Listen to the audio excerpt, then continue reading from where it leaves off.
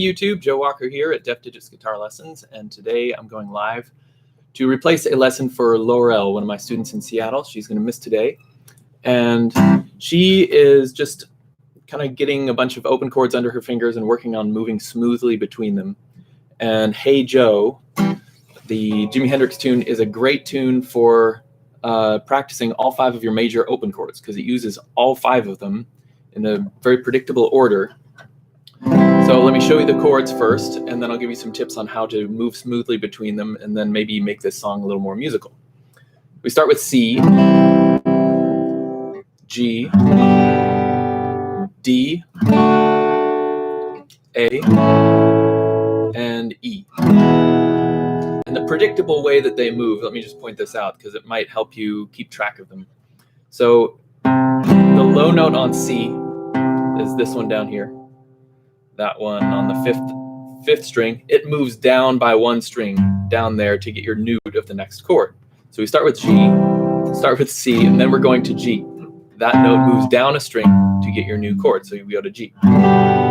This note is going to follow the same pattern. It's going to go down a string, and you get the new root of the next chord, but there's no string to go lower. So we just look for the other G in this chord, or the next G in this chord. There are 3 of them. The next one is on the open G string. So we're going to take that note down 1 string to D, and we get the new root of the new chord. Then we take that D root down 1 string to A, we get the root of the next chord. Then we take that A root down 1 string to E, we get the root of the next chord. So starting with C, we're going to take the root of every chord, just move it down a string without changing frets. So we get C, that note moves down a string to G. Then that one can't go down anymore, so we go to the open G, and that's going to go down to D. D goes down to A goes down to E. And that's our predictable pattern to get through these 5 chords.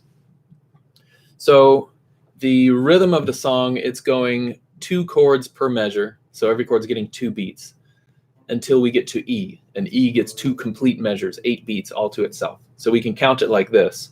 On C, that's 1, 2, move to G, 3, 4. That was 1 measure for 2 chords. We go to D, 1, 2, move to A, 3, 4. That was another measure. Now E, 1, 2, 3, 4. 1, 2, 3, 4. So E gets the total amount of time that all the other chords took up combined. 2 measures on C, G, D, A, and then 2 measures on E. So that's how you can follow along. If you're doing a very simple strumming pattern on this, which I would recommend as you start, strum every 2 beats. So that means you're going to strum once on each of these chords, once on C, once on G, once on D, once on A, and then you'll end up strumming 4 times on E. 2,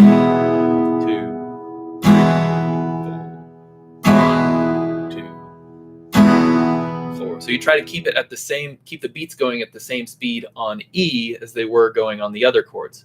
We don't want to get to that E chord and just go, okay, 4 strums, 1, 2, 3, 4, now on to my next chord. Try to keep everything at the same rhythm. Keep those beats very slow, because this song doesn't need to go fast.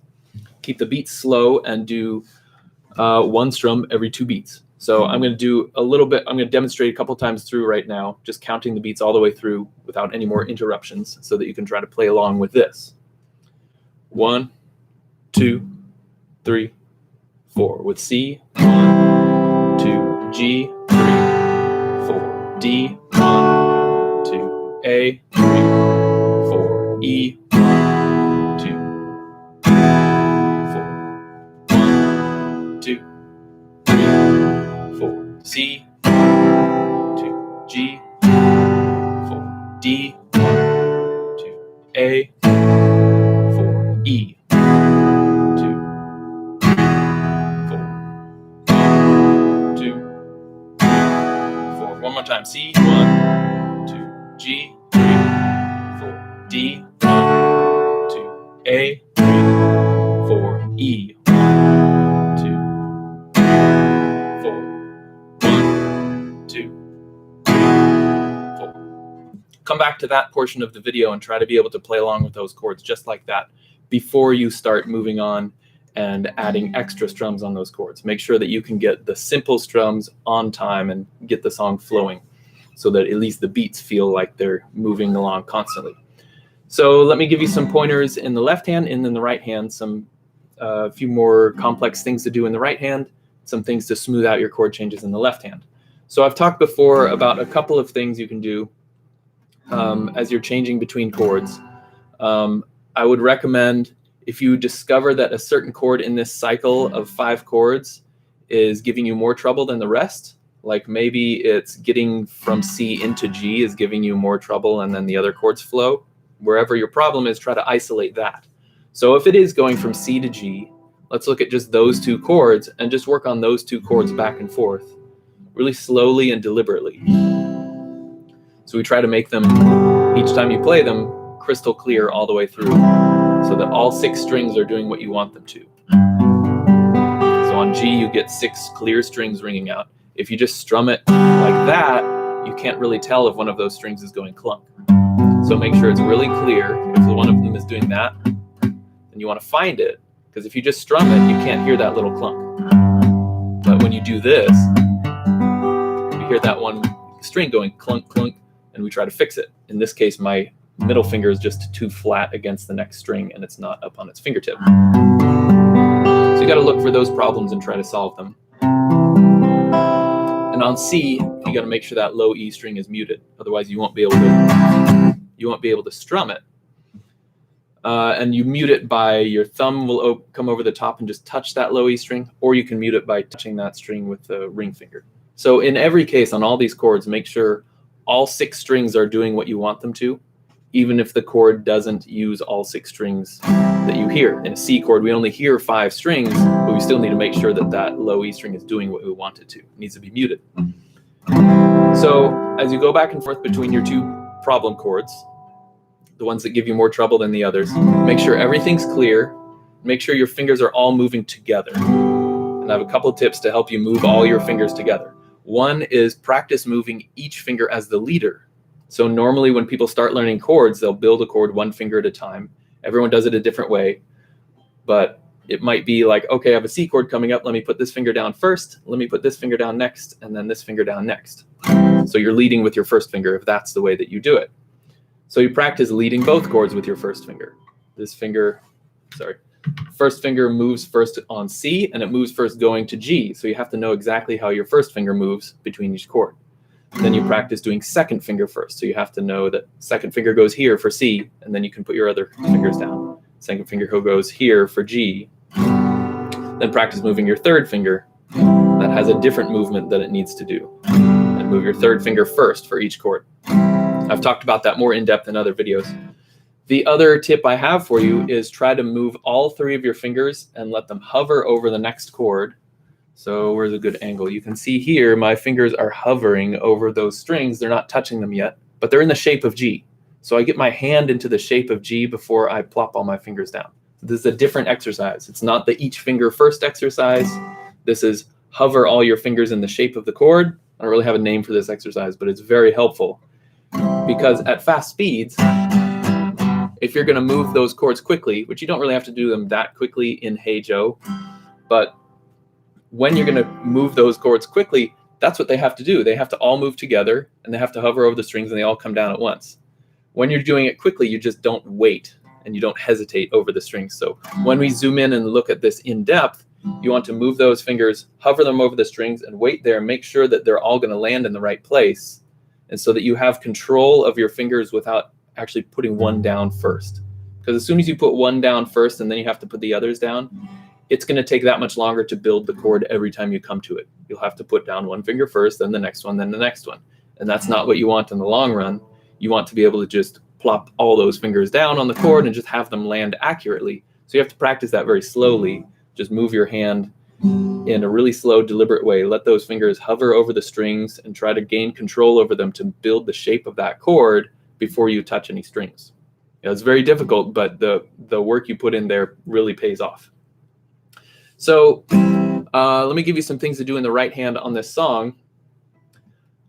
Once you get those chords flowing on that little play along section I did earlier in the video, You can do more strums on each chord. Start with this. Just strum every beat. 2, 3, 4. 1, 2, 3, 4. 2 on C. 1, 2, G. 1, 4. 1, 2, 3, 4. 1, 2, 3, 4. Like that. So that fills up the space a little more without even changing the tempo. Then we could do something like this if you want to. This would be more advanced.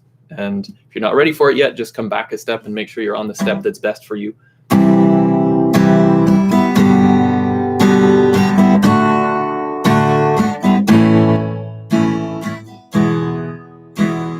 So now I'm going 1, 2, and a 3, 4, and a 1, 2, and a 3, 4, and a 1, 2, like that. If you haven't done anything like that before, you can give it a shot. If it's not working, just come back a step and just focus on other things. Here's a parallel direction you could go. You could strum each chord once at the beginning of the chord and then pick around on the strings for the remainder of the duration of that chord. So let me demonstrate.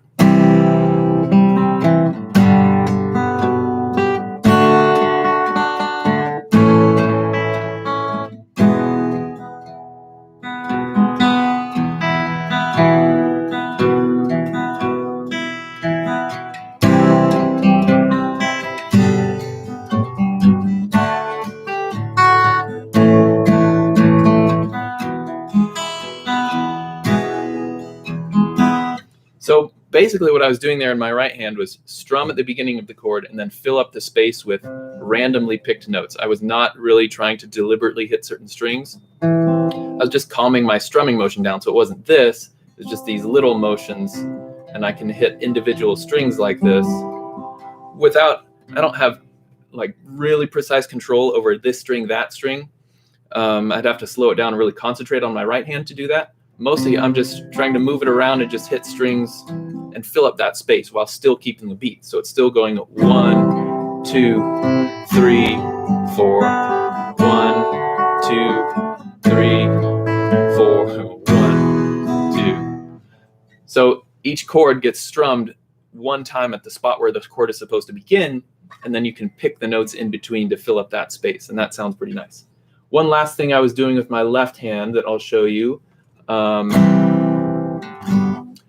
D, you can add your pinky up here on the high E string. You can put that on and back off. So I did that, I think, when I was picking around on those notes. And you can do the same sort of thing on A.